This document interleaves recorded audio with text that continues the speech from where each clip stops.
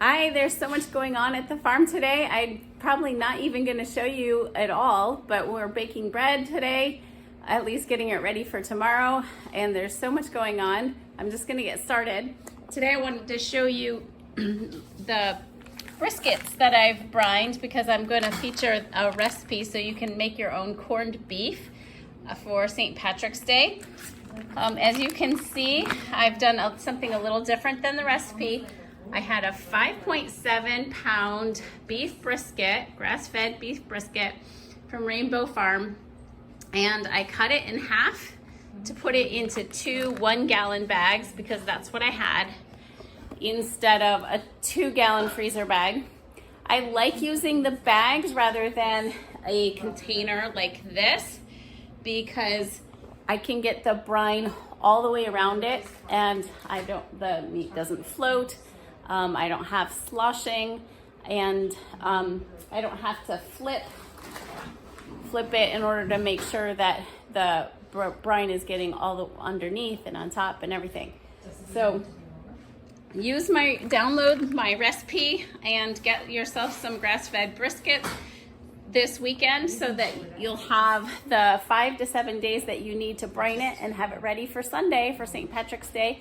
You can have your very own corned beef and not worry about MSG or pink curing salt in your corned beef because that's what's most likely gonna be in anything that you buy from the store.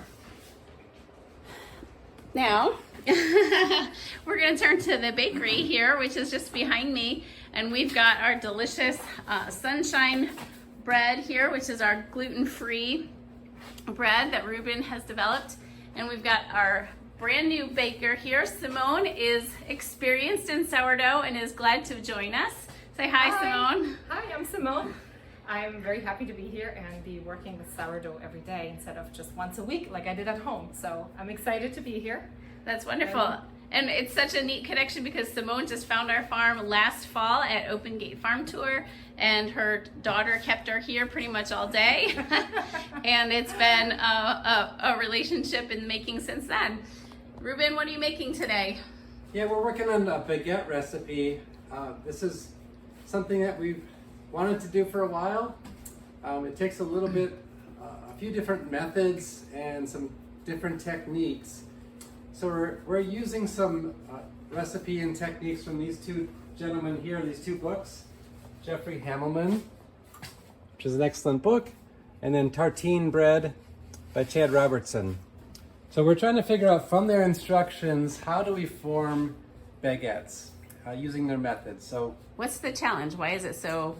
Yeah, the challenge is that it's completely different shapes. You can see they're quite a bit longer. And so we're trying to get a uniform size, and you can see we're learning this technique where she's rolling from one end all the way down to the other, and it's working out pretty well. We're really happy with the technique. We're hoping to kind of perfect the baguettes here so that they can be available more often to people. That's great. And what do you have going in the mixer here? That would be our power bread, which is a very popular recipe. It's full of flax seeds, sesame seeds, sunflower seeds, raisins, honey. Great. And this is your prep day. Well, what happens on prep day? You're not actually baking very much today. No, all we do is mix up dough today all day long. The dough is formed into these loaves you see here. This will go into our walk-in cooler overnight.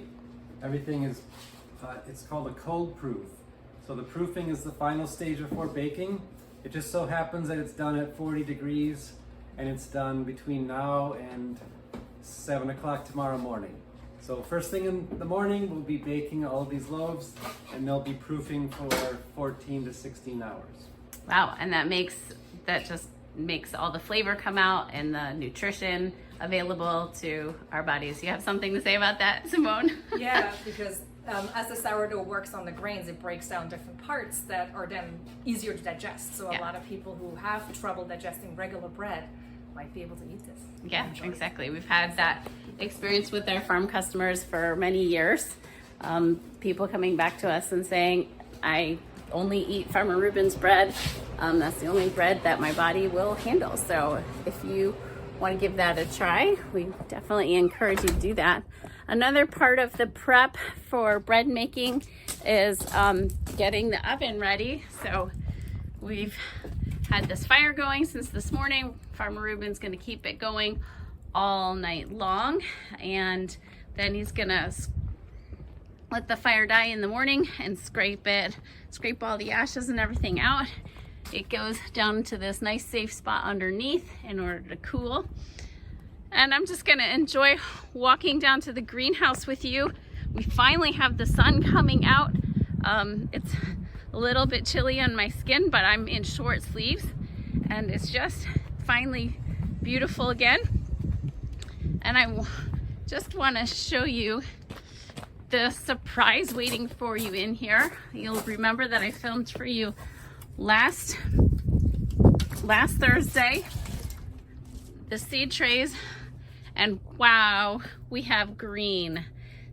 All this has germinated. Aren't they so cute? I love these little baby transplants. This is the collard again, and all these trays were just dirt. And then these are actually plants that we sent to Farmer Leroy over in Kutztown. They are ready to go in our greenhouses on the other side of the farm, our unheated greenhouses. All these more mature plants. Look at, these are even tomato plants. I don't know if maybe they're cherry tomatoes. They're tomatoes, that's what it says. But we've got early tomatoes ready to go in our greenhouses, and more greens and lettuce.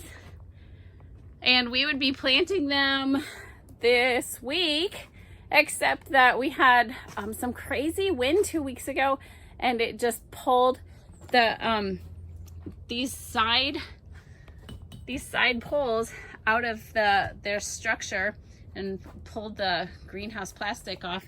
So we've got some repair work to do before we can get these plants that are ready to go in the ground over there. But everything is looking great in here. We've got lots of trays of things that we've just seeded. Gwen and Isa were in here just a little bit ago, doing a lot more. And so let's go and give you the kitchen update. Let me close this door before I leave so that no animals get in there, and so that we can keep it the right temperature. I think you're getting used to this walk now from the greenhouse to the kitchen, and you'll get to see the progress that we've made this week. We imported some help, and so you're gonna get to meet someone very special. Cool. Here we go. How's it going in here? Good. Good. We want to meet Farmer Reuben's dad. Oh. This is John DeMaster. He came from Florida to help us make some progress on our kitchen and get these cabinets up. So it's exciting finally to see some finishing work. This whole upper wall of cabinets is up, and Blaze has been helping John all day. Couldn't have done it without him. Yep, it takes two people, right? So, and the floor, he finished the floor this week. The floor, it goes wall to wall and all the way through. We've got this wall anchored now, and someday soon our kitchen table will be back in here, and we'll be eating and cooking in here with all the wonderful light coming in and back in our farmhouse kitchen. So thanks so much for being a part of our journey. We're happy to share it with you. Thank you so much for being Market Box subscription members. We love growing food for you and sending it to you so that you can cook in your wonderful kitchens for your wonderful families. So please keep supporting us and keep enjoying wonderful, healthy food for your families. Bye.